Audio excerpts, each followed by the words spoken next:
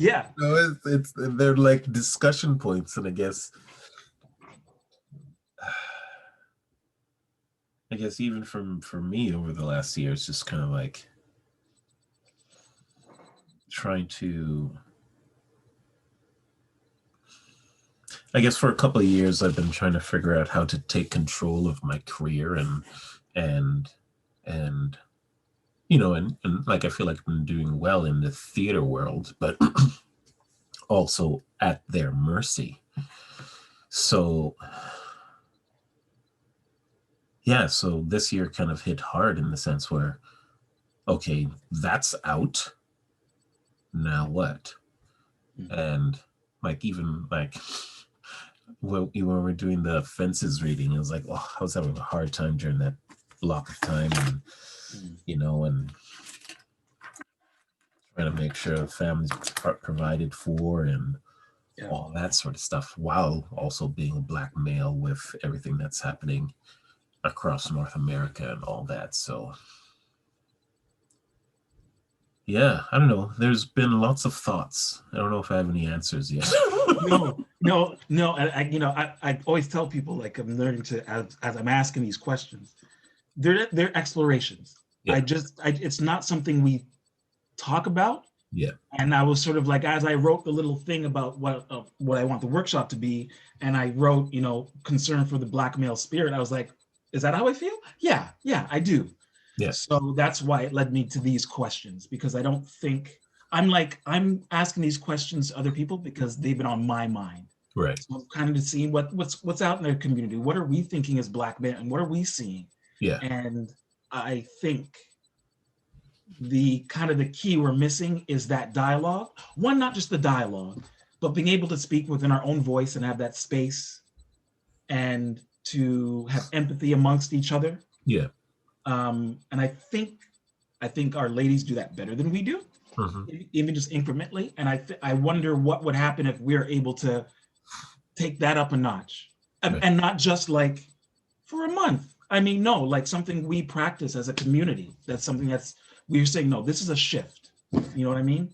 Yeah. Um, so yeah, so that's where these questions are coming. So don't feel like you have to have your thesis ready and I'm going to be taking notes. No, we're riffing, okay? Yeah. So the first question, and I just had a really interesting interview with Tasholo Visions, I think. I don't know that. Yeah, I don't know them. He's a black male, transgendered. He transitioned from uh, a woman to a man. I just had some really interesting thoughts because Right. so yeah, the question was, what is the black male spirit? And my thing was, it can be, you can describe your spirit Yeah. if you want, or you can try to, if you want, describe what you think a not a monolithic, but what is the black male spirit, if that's the question you want to answer. But also, I got schooled in a good way, because it was like, because he's transitioning, Hmm. his whole point was he didn't see the black male spirit as, or the black spirit as male or female, Right.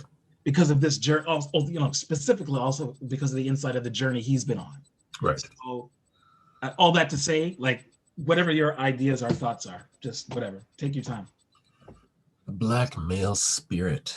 Um,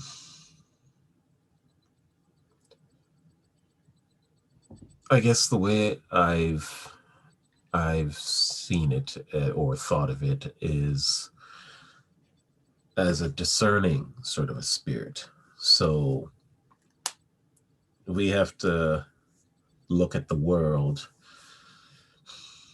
through, I guess, two lenses at a time. The way we are perceived and the way we would like to be perceived, I guess. Um, and I think with that comes a lot of challenges, I guess. I know for myself, I also try, as my black male spirit, I try to keep it calm so that I am able to receive information process it and then respond, as opposed to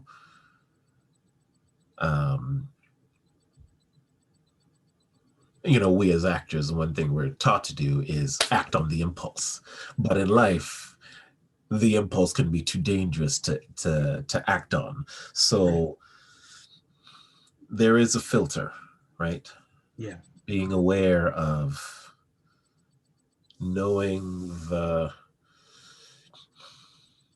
levels and the goals that your spirit may have, but also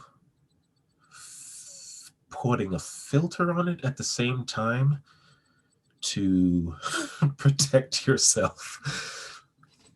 I don't know. I guess it's an image-based thing. It's just kind of like, No, but you're absolutely right. There are some gymnastics going on. Yeah. I like to think in terms of this existence. Yeah. And I was reminded of Du Bois's double consciousness, right? And it's funny, you read this and it's very American, but it's beyond region or nation. It's just the existence, because the same system exists to different degrees in these places. So, but yeah, that's what I was thinking about, that double consciousness. But it is a mind flip. Like, you almost got to be Vulcan-like. Yeah. You know what I mean? Because there's all that inside, but you almost got to be Vulcan-like. Yeah. And I think one of my concerns too, jumping ahead, but it's like sometimes that filtering requires us to deny our own humanity. Yeah. Or submerge it, or to hide it. Yeah. And it's in the act of hiding that I think,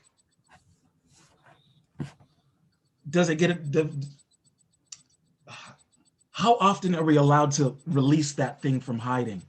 And then this constant hiding, and what has that had an effect on? What effect does it have on one's soul, right? And I'll say this, because I've been telling people this too. Busta Rhymes recently had an interview, and he was talking about the release of his album. Yeah. And it's the most I've ever seen Busta Rhymes cry in my life. Wow. Like, there are 4 or 5 interviews where he just starts to break down and cry, because when he was overweight in like 2009. Yeah. Heavy.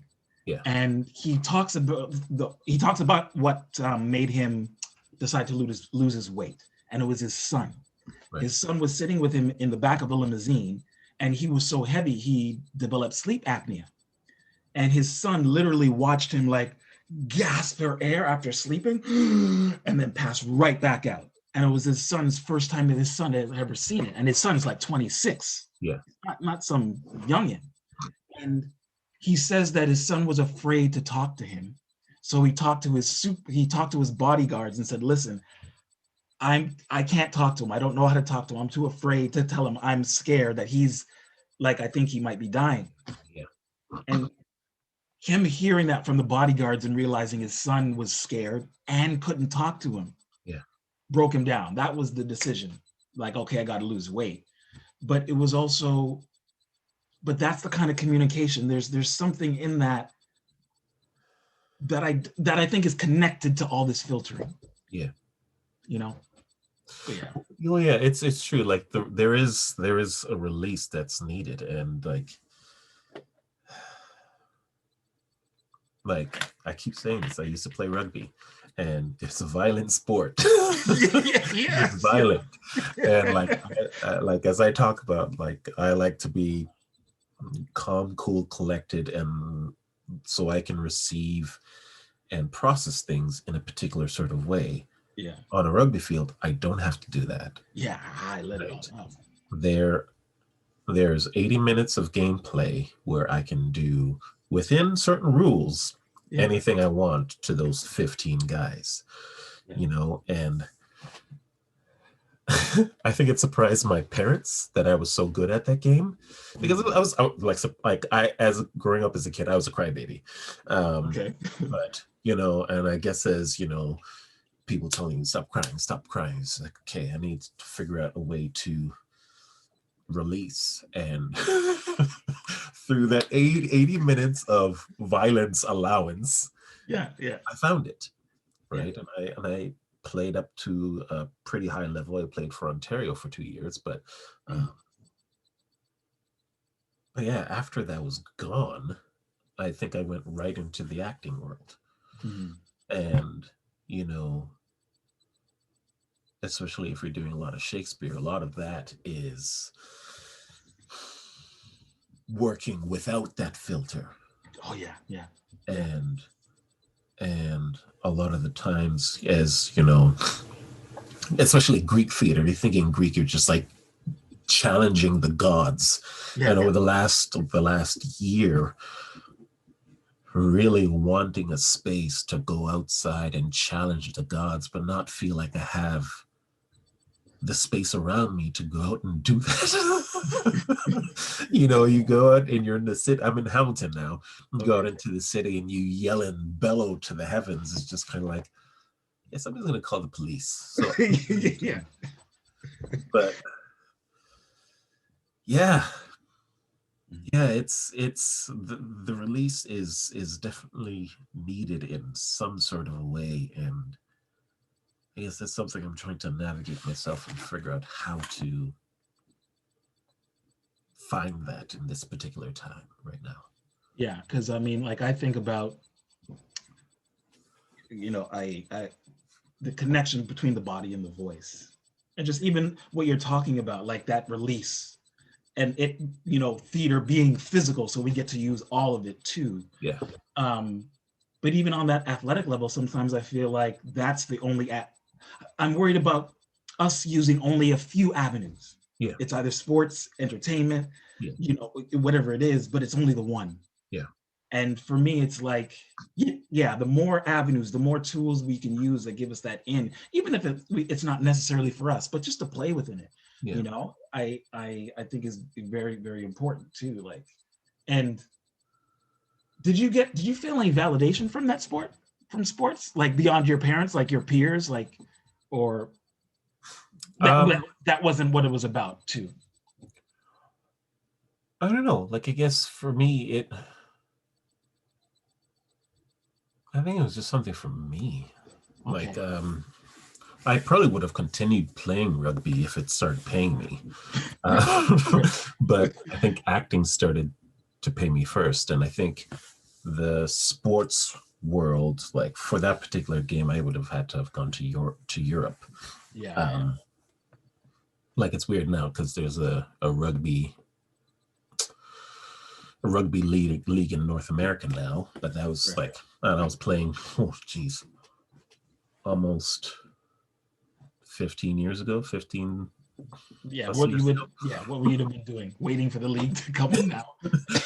So I don't know it about validation. I don't No, know. I only said that because I'm probably just thinking about my own journey, and because I grew up around all women, Yeah, and my mom hated sports in the sense that she just couldn't see her kids get hurt. right. So like it was very protection and didn't like, oh, what is this basketball? Ah! And but I remember it almost felt like, yeah, I remember because I barely knew how to do a layup. Like I had to learn how to teach myself how to do Yeah, that. I had all the physical attributes. I could jump through the gym. I can yeah, get my elbow. I could never dunk, but I yeah, had all the things, but didn't know how to use them. And I remember the first playoff game we in my rec we played, and it's my first game, and I remember grabbing the ball from a guy, and we were wrestling with the ball back and forth, and I in one move I tossed him and he like flew across the gym and I still had the ball. All the Jamaican men in their like 40s and 30s who were watching were like, and I remember the rush. I remember the rush I felt because I was like, oh, this is what it is. Oh, okay, yeah, all right, yeah, yeah, I can do this. yeah. I got all this kind of range. Oh, that's no problem. Well, if it's that you're talking about, then yes, I understood that because, like, as I say, I was a bit of an enforcer, so I knew how to tackle really well, Mm-hmm. and I was, and the only place I really became a trash talker was on the field, only if the other team started it. So I remember one particular game, this kid on the other team was running by. He scored a try and was yelling, white lightning, white lightning. And I was like, okay. So one of the next plays, I got the ball, burst through everybody, ran the course of the field, yelling black lightning, black lightning. And that name stuck around for me for a little while. So you were the original Black Lightning. That's it, man. But then, like, you know, as I say, I knew how to tackle really well, but it was also a type of tackle that confused the refs. It was completely legal, but you know, you're talking about using physics. Yeah, you're using your shoulder. You press it into the hip bone area. A person folds. Yeah, I scoop the legs, shoulder into the ground, right? And like talking about what you're talking about playing basketball, what happened with me was like people like, oh my God. And then the ref would blow the whistle. Like, that was a legal hit. That was a legal hit. Yeah. But it was a legal hit. I rapped. I took him down. Completely legal. But it was just the way the amount of force that it took would just kind of like jar people. It's like, that's legal. Sorry. I know the rules. I'm not trying to play dirty. That is the rules of the game. Yeah. But yeah, like feeling that sort of energy of you know, doing something really well and getting the crowd reaction was always amazing. So going from and like playing rugby to going into the world of Shakespeare, a lot of those guys are exactly the same. It's like living in the world of adrenaline and then trying to take those guys out of the world of adrenaline where they thrive and become domestic. And then a lot of those people saying, hey, why don't you bring that warrior guy home? I was like, well, he's not supposed to be. Yeah, no. You know, so yeah. And that's where a lot of the plays kind of fall apart, is when the warrior comes home. Yeah. Like he knows that guy's supposed to stay on the field. Like I know I'm not allowed to bring my rugby player home. Because that's a disaster. Yeah, it's terrible. Yeah. So something about figuring out a time and place for when those guys are needed is important to recognize. But yeah. Okay. No, that's great. Okay, we'll move to the second. One. And this one I recognize. I feel like the question is loaded because it is, what is your fear for the black male spirit? But I started to think like maybe you're not afraid of something. I don't want to impose that, but but I just put that out there that I recognize that you might not be afraid of something, but if you do have a fear, what do you fear for the black spirit or black male spirit? Well, I guess is burnout.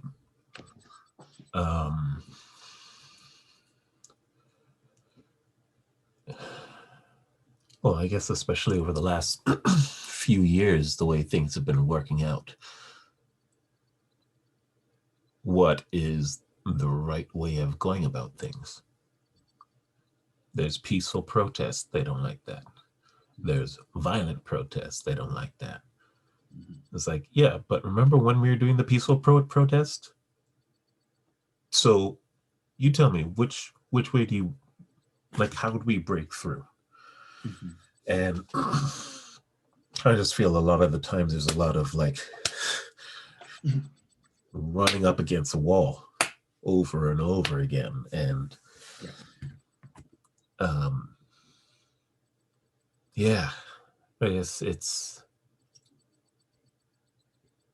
think it's burnout, because it's trying to break something that has been so ingrained in a society that benefits some but doesn't benefit everyone. And I think the madness is people still not seeing. What are you talking about? Don't give me some evidence. Because go ahead. And well, especially like it's even today with COVID and everything like that, I find it weird that the sword that people are falling on for themselves is the mask thing. It's like, this is your freedom thing that you're gonna fight over, as a mask to cover your face. I mean, that's not asking much. It could be more. Mhm. It could be a lot more than a mask when you're outside or going into a place. But yeah, I don't know. That's one I find really strange, because that's not asking much. So if but it's like, I'm just gonna put them next to each other. Is like the fight for equality and the simple ask of everybody will be okay, or just as a precaution, you wear condoms if you're having sex with somebody you don't know. Mhm. Let's wear a mask to protect those people that you don't know, or the people you do know. Mhm. No. So, you're seeing the people go so hard, like having marches not Right. to wear mask, Right. and then you're seeing all lives matter marches happening at the same time, and yeah, I don't know, as I say, burnout. Yeah. Yeah. Yeah. Mm. Okay. We'll move to a happier one. um, what is your hope for the Black spirit?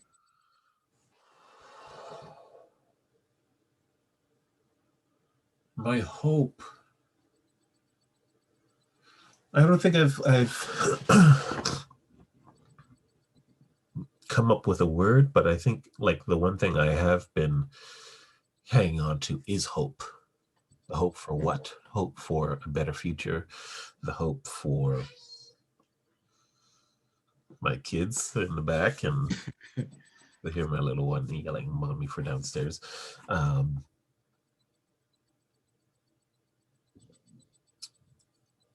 Yeah, I just know we can do better. So that is my hope, that people can buy into, and this is where my Christian upbringing comes in, and if you treat people, people the way you want to be treated, plain and simple. Mhm. And yeah, I kind of hope for that. Mhm. Right. Gotcha, man. I hear you. It's not hard. No. Yeah. Right? But Don't be a dick. it's yeah. You know, I think it's we have insight about freedom that some people don't have. Yeah. I think our experience, we understand freedom in a way that they don't. For someone who's not willing to put on a mask and say it's my freedom, there's something they don't know about what it means because they Right. haven't fought for it like some other people have. Yeah. You've never been a slave. No. Nobody in your family has had ever to be a slave. Yeah. To be in servitude. Mm-hmm. And the thought of it repulses them. It gives them the creepy crawlies. Yeah. Yeah. But anyways, man. Yeah. Yeah. Yeah. No. Well. Thank you for this. Thank you for I this. don't know. You don't want to take too much of your time. You are Heathcliff over there. I'm claiming Heathcliff. Yes. No, over there, but Heathcliff was cool. Okay, keep it Heathcliff. They can't take Heathcliff away from me. All right, man. All right, buddy. No, it's a pleasure to talk. I'm glad we can make it work. And yeah, man. Yeah. It's great. I'll chop it up by the end of the day and let you know. Cool. Right. Sounds good. All right. Take care, man. You too, buddy. Bye. Talk soon.